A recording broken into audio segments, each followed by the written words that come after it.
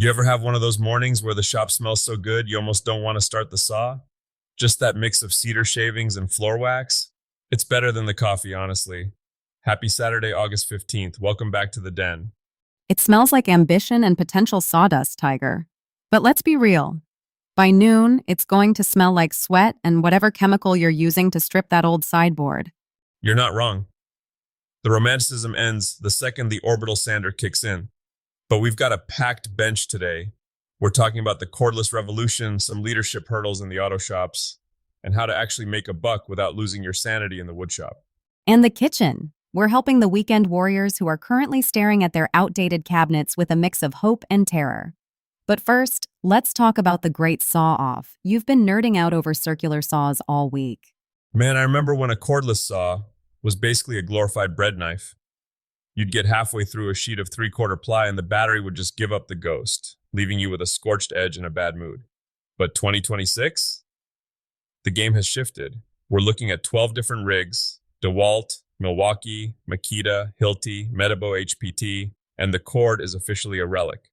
I saw the testing notes. You seemed particularly surprised by the Metabo.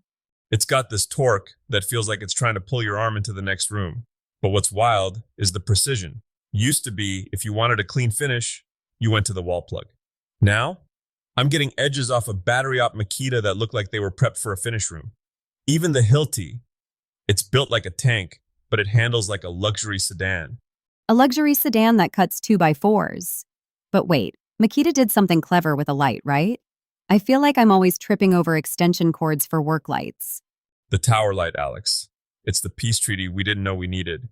It runs on their 40V and 18V platforms. In the trades, we're all guilty of having battery anxiety, worrying if the one pack you have left will fit the tool you need. This thing just doesn't care. It's like a lighthouse for the job site that speaks 2 languages. Speaking of things we're waiting for, SawStop. The rumor mill is churning. What's the word on the street? They're teasing a 2026 launch that's got everyone leaning over the fence. The smart money's on a bandsaw. Think about it. The bandsaw is the one tool that still feels a bit like wrestling a shark. If they can bring that flesh-sensing magic to a vertical blade, it changes the safety math for every high school shop and custom furniture house in the country. It's about time. I've seen your hands, Tiger. You've got all 10, but some of those scars have stories I don't want to hear. Those aren't scars, those are reminders of physics lessons. But seriously, if you're a pro, safety isn't a cost. It's the only way you ensure you can show up for work on Monday.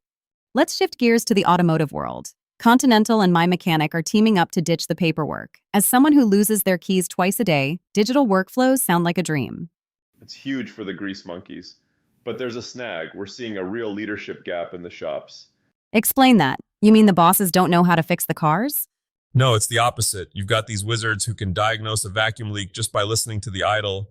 But when it comes to managing a team or scaling a business, they're underwater. They're trying to run a 2026 shop with a 1985 mindset.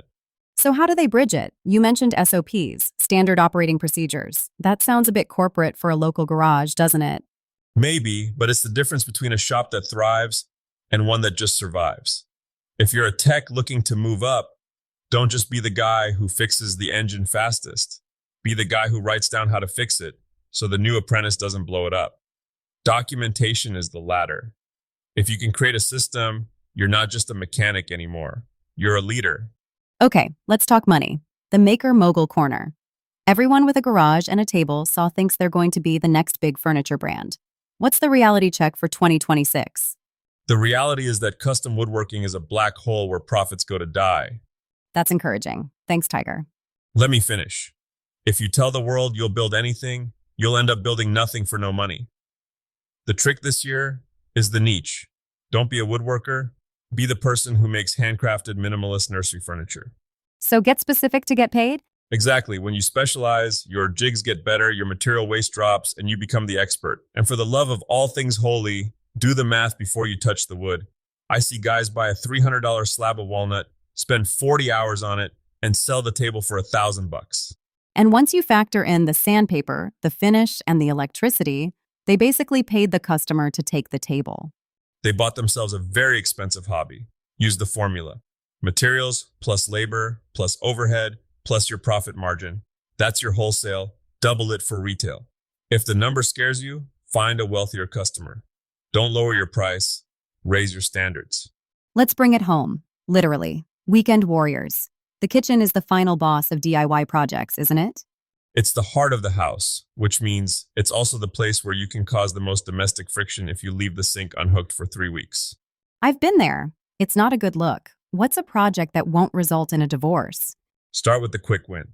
If you've only got a Sunday afternoon, build a custom serving tray, use some scrap hardwood, practice a new joinery technique, maybe some splined miters. It's satisfying, it's useful, and it won't break the bank. And for the brave souls looking at their cabinets? Building your own cabinetry is the single best way to 10x your home value with your own hands. But don't wing it. Use jigs. Get a pocket hole jig or a shelf pin template. Precision is your best friend when you're building boxes. And if you're not ready to rip the whole kitchen out, just do the organization win. Install some 2-tier slide outs for your pots and pans. It takes an hour, but every time you open that drawer, you'll feel like a genius. I love that. It's the quality of life upgrades that actually make you enjoy your home. At the end of the day, whether you're fixing a hybrid engine, selling nursery cribs, or just trying to get your kitchen drawers to shut straight, it's all about the craft. It's about doing the work in a way that makes you proud when you turn the lights off at night. Well said. So what are you diving into this weekend, Tiger, aside from smelling the cedar? I've got a stack of white oak calling my name for a bench commission. And maybe, just maybe, I'll finally fix that leaky faucet in the mudroom before I get evicted. Priorities. To everyone listening, tag us in your shop photos. We want to see the sawdust, the sparks, and even the oops moments. Especially the oops moments. That's where the real learning happens. Build it well, keep your fingers clear of the blade, and we'll see you back here next time in the Tiger Den.